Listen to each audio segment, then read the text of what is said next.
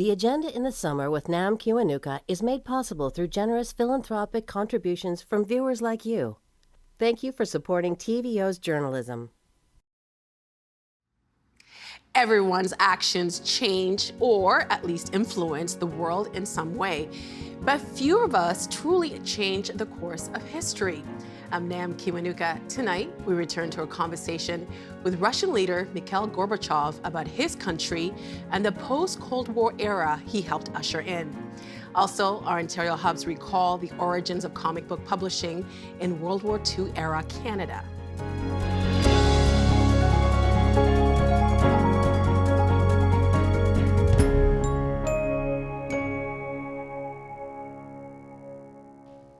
The former and last leader of the Soviet Union, Mikhail Gorbachev, celebrated his 90th birthday this past March. As much as he's well regarded in the West, Russians are still split on what they think about the man who made possible the breakup of the Soviet Union and the collapse of communism across Eastern Europe. In a Pew poll conducted in 2017, just 22% of Russian adults said he had a positive role in history. Meanwhile, 58% said Soviet dictator Joseph Stalin played a positive role. In this interview from 2005, Gorbachev mentions Russian President Vladimir Putin and calls Russia an evolving democracy. More than a decade and a half later, Putin is still president of Russia and has signed a law allowing him to stay in office until 2036. In 2012, reflecting on this interview, Steve Paikin wrote that Gorbachev was, quote, the single most important person I've ever interviewed, and said that from the first moment they met, he sensed he was, quote, in the presence of greatness. Here's that conversation. Let us talk about some of the changes that have happened in Asia, in the region of the world that you used to represent.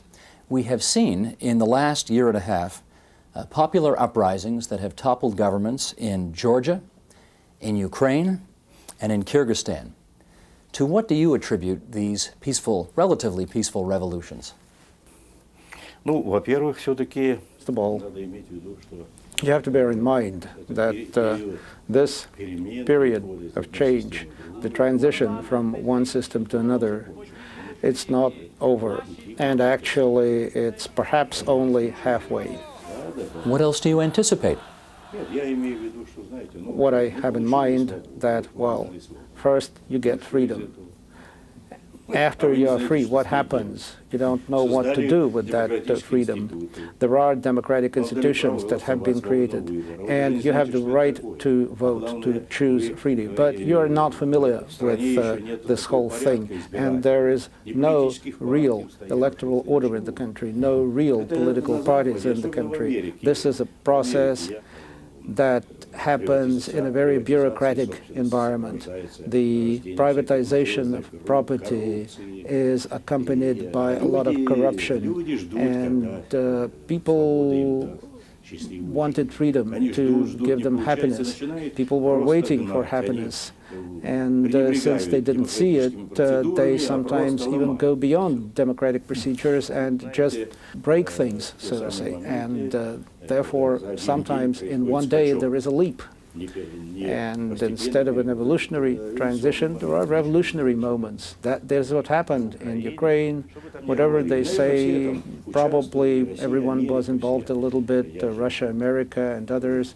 I'm familiar enough with those things. In Georgia, too, there was some involvement from abroad, but it is domestic, the domestic sources of the discontent, the poverty, the great poverty in which people live. And that's why those regimes that were not able to give them a better life were swept away. Let me follow up on that notion, because some people in the United States would suggest that the president's so-called freedom doctrine has had a lot to do with what has transpired in the world. The notion that Iraq is moving towards a freer society, that other Arab societies are doing so, and that these countries as well. Would you say that that doctrine, as put forward by George W. Bush, is having influence? Well, this is the view, I'm sure, promoted by President Bush and his people. My own view is different, and that is that what we saw in Iraq is war and the destruction of the country, and it should have been handled politically. They were looking for weapons of mass destruction, and the president said this is why we will wage war. But they didn't find weapons of mass destruction. They were looking for those weapons of mass destruction for many, many months, etc. Well, the CIA is supposed to do it well, to find WMD and drugs and whatever. They didn't find it. So in the end, they didn't find it, and then they said, well, but after all, it's so good that we put an end to that regime. Well, some people don't like the American government, so should people destroy the American government? Of course, it's a joke. I respect America, the American government, and the democratic achievements of that country. But this is not the way to go. We should not really try to impose democracy or good government, because in the end, the regimes that are the product of this are the regimes that are bought, the sellout regimes. And I'm saying that very frankly. Does America's unique dominance in the world today disturb you? Well, what I'm concerned about is not that there is a leader in the world. Indeed, it is a leader in the world on many scores. What I am concerned about is how America will use this unique position. If America were to try, and I think that it did try to impose its vision of the world, its order, its standards, well, that will not happen. They will not succeed, let me assure you. And this did not happen in Yugoslavia. They just destroyed the country. They were not successful in Iraq. I know what happened in Afghanistan. The Soviet leadership invaded Afghanistan in order to establish their own order. And in a country that has a clan system, and after all, the traditions of that country, in that country, they tried to impose communism or socialism, and that was stupid. It was ridiculous, and I think that something similarly ridiculous is happening when our friends, our American friends and partners, are trying to impose their will in Iraq. And I am saying that to them openly, because they should avoid more such mistakes. Let us not act using methods that were used in the 20th century, and we know what the result was, the death of millions and millions of people. So now we are living in a global world, and let us live in this global world according to new rules, and no one will be able to act in ways of hegemony, of domination. Domination will not be accepted. Russia will not accept domination. I want to pick up on that. I want to pick up on that issue of whether Russia would accept domination. Do you believe that the West is trying actively to hold Russia down right now? Well, that is probably, you heard me saying that indeed the West, including Americans, even though I very positively evaluate the contacts between our presidents, President Bush and President Putin, they are continuing their dialogue, and that dialogue is very important. And a lot of good things are being said toward Russia in Western Europe. 55% of Russia's trade is with Western Europe, so tremendous resources are being exchanged. And so it would seem that we are the closest of friends. We're all Europeans, but I do have the impression that it's all fine, let Russia move forward, but slowly, not too fast. Let Russia be bogged down in Chechnya and some other place, and let that continue for some time. Well, It seems to me that some people in the West are still afraid of Russia. It's a mistake to think that Russia has not changed. But there is another reason. Russia is a competitor. Russia is an educated country, well-educated people, tremendous resources, perhaps half the resources of the world are in Russia. And if that country gains momentum, it will be a competitor. In a very competitive market, there will be another competitor. So some people in the West think pragmatically, let Russia be down as long as possible. But that would not be, in my opinion, the best style of handling relations with Russia. The best style is partnership, alliance, and friendship. A calm Russia, a stable Russia, a successfully developing democratic Russia is a lot better than an unstable Russia. A Russia from which there is always a source of concern. You're quite right, obviously, that Russia has changed significantly from the days when you were in charge. But is it, in your view today, a democracy? I think that it's an evolving democracy, an emerging democracy, and what we achieved during the years of perestroika has in some cases evolved further. In some cases there's been some backtracking, but generally Russia, I think, is moving with some difficulty to overcome those problems, and it is moving toward a democratic society, a democratic state. But it will be a special kind of democracy.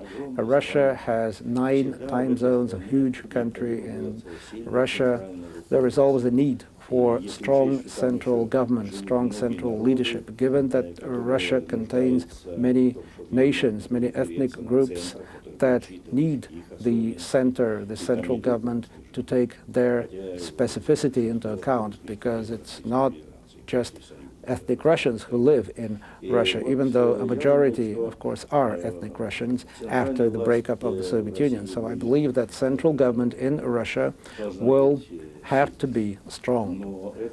But at the same time, of course,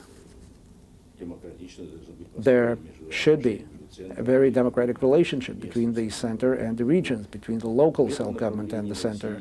And in this direction, there is some movement in Russia.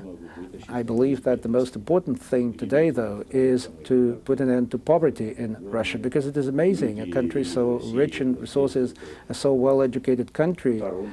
Here in Toronto, you have 200,000 Russians working here. In America, a lot more, of course, and everyone praises those Russians. I heard President Bush saying that the Russians are good workers, disciplined workers, talented workers. So in this country, we need to develop a kind of society, a kind of a functioning economy, which would stimulate the people to work. I can also tell you that the Russians who are here in Toronto, some of them are very good hockey players. But that's another story. Well, that's an old story and a good story. Canadians and Russians can play hockey, sure. Let me ask you some more personal questions, if I may. Your popularity here in my country and in the United States, just south of us, is much higher than it is in your native Russia. Can you tell us what it is like to be admired more by the people who used to be your enemies than by those who used to be your fellow homelanders? It's the same question, and they asked me about the presidential election in which I got less than 1% of the vote in 1996. Well, first of all, let me tell you that the situation is changing. It's changing quite rapidly. It's been 20 years since the beginning of perestroika, and the polls show that people understand the need for perestroika a lot more. In Russia, of course, the heaviest blow was the breakup of the Soviet Union. That really was a heavy blow, and 60% of as economists believe that 60% of the problems that we are facing today are because of the breakup of the Union. And many people think that it was because of perestroika that Gorbachev broke up the country. It is, of course, the interruption of perestroika that was the first step toward the breakup. In perestroika, we thought that we could preserve the Union while decentralizing it, while giving more rights to the republics, to the regions, while giving them incentives. What happened with Boris Yeltsin was quite different, because ultimately it was for Russia to decide whether the Union were to be preserved.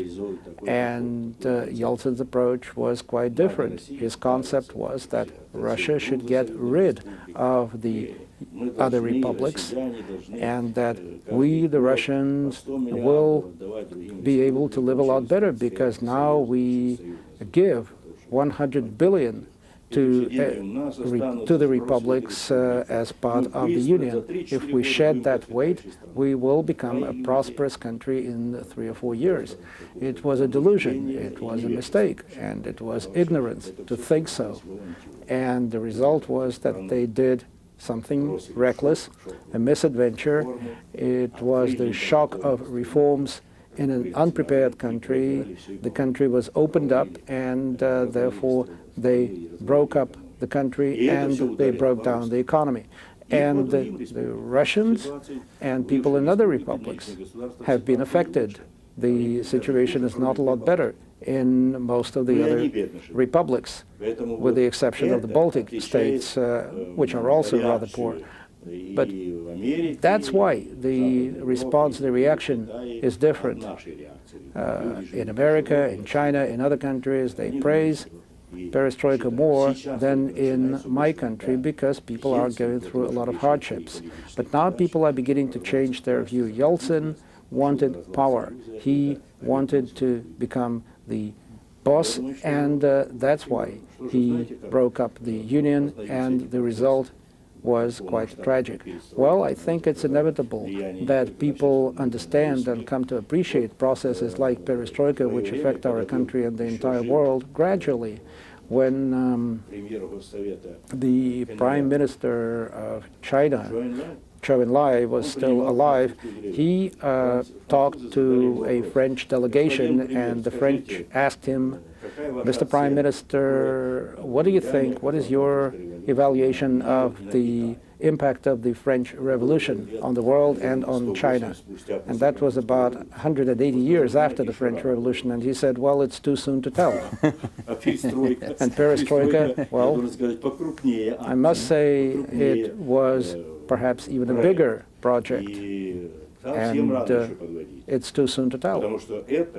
My final question I'd like to ask you about communism itself. After everything you have seen and lived through and learned, do you believe that some version of communism is still a defensible idea?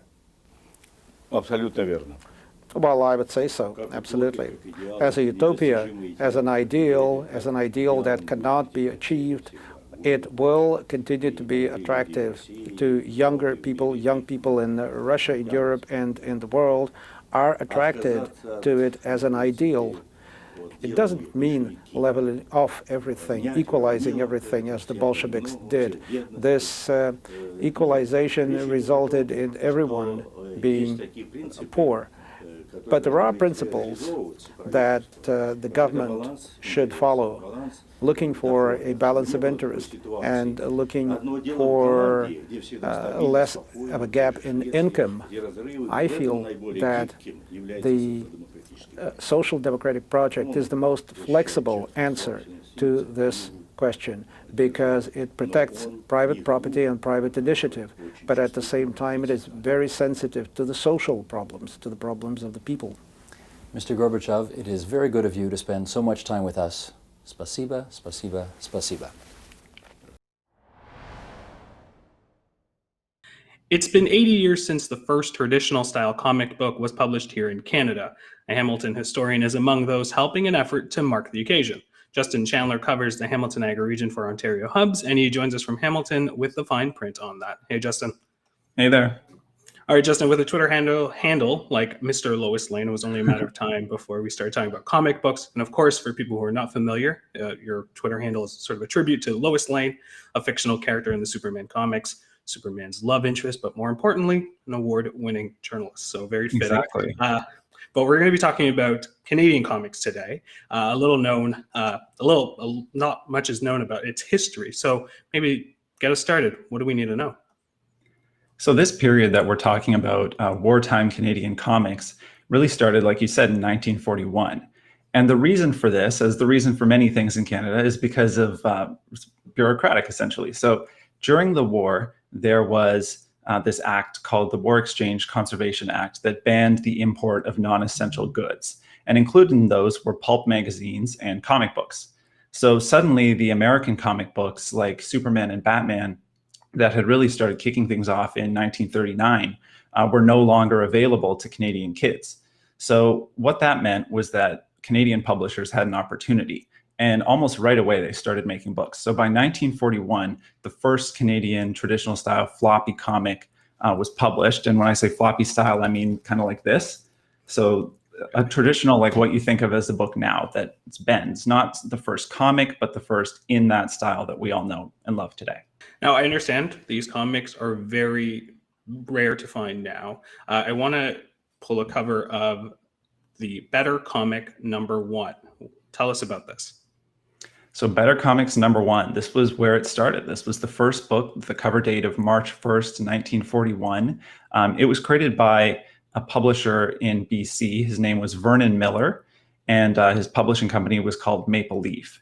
And it was a story that included some interesting characters like the superhero Iron Man, not the Iron Man that you might know from Marvel today, but this Iron Man who was like an ocean-dwelling superhero who fought Nazis and crime, and as well just some other anthology stories. So it was also notably mostly in black and white, and that was actually the case with most of these wartime comic books that started coming after that because it was a lot cheaper to print.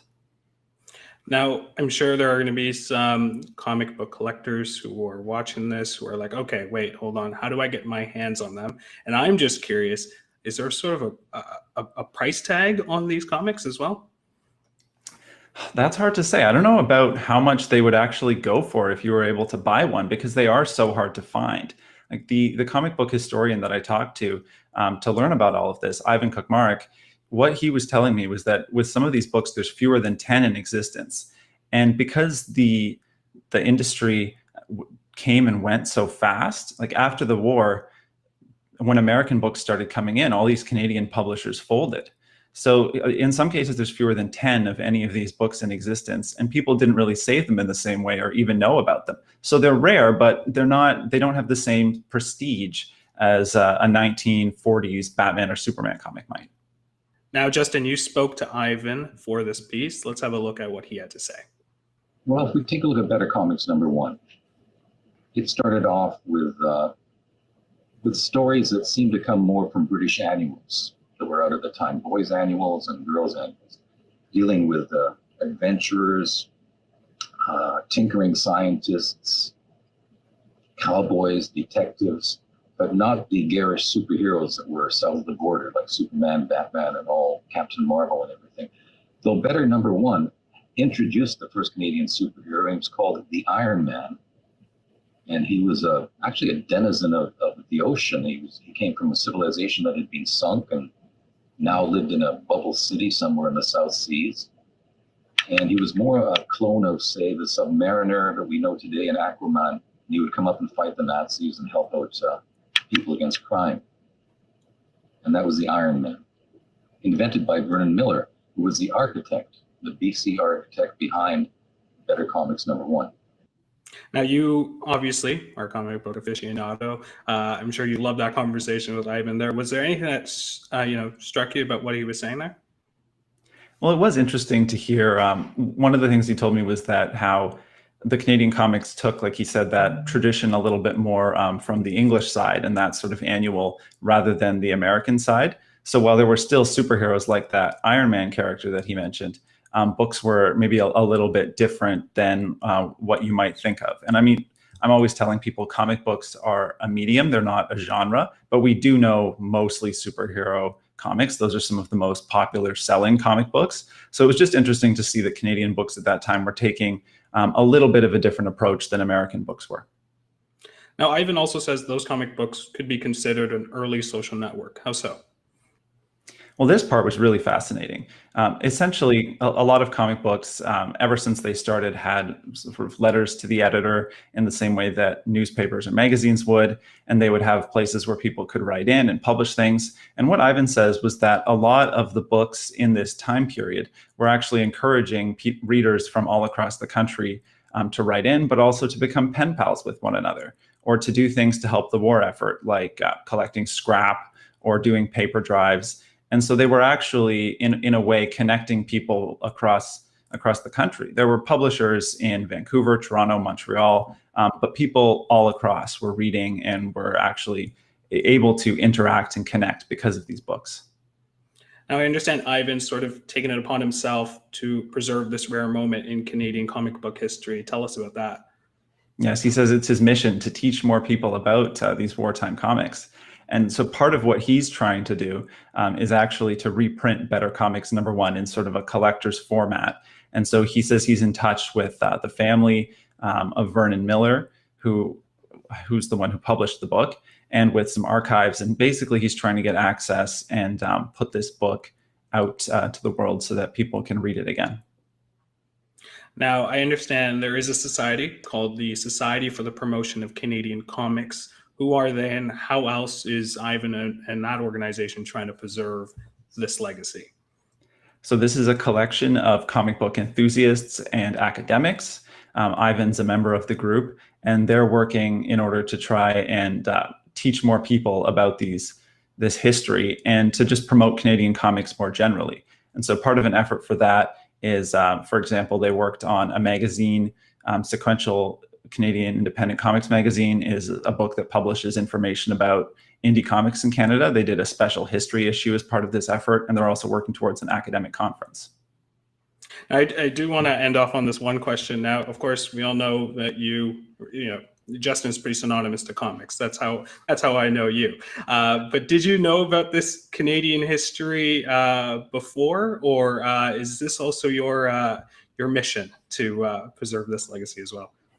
Yeah, this was all new to me, so I'm very excited to be telling more people about this. I do consider myself maybe an amateur comics historian, but most of what I know about isn't the American comics. And despite doing a lot of modern reporting on Canadian comics and people making books today, I didn't know about this 1940s history, and I'm very glad that I do now. Well, Justin, I want to thank you so much for that history on Canadian literacy and comics. Appreciate it. Thank you. And that's it for tonight's Agenda in the Summer. I'm Jay Jaganathan. Thanks for watching TVO and for joining us online at tvo.org. Have a good weekend, and NAM will see you again on Monday. The Agenda in the Summer with Nam Kiwanuka is made possible through generous philanthropic contributions from viewers like you. Thank you for supporting TVO's journalism. Ontario Hubs are made possible by the Barry and Laurie Green Family Charitable Trust and Goldie Feldman.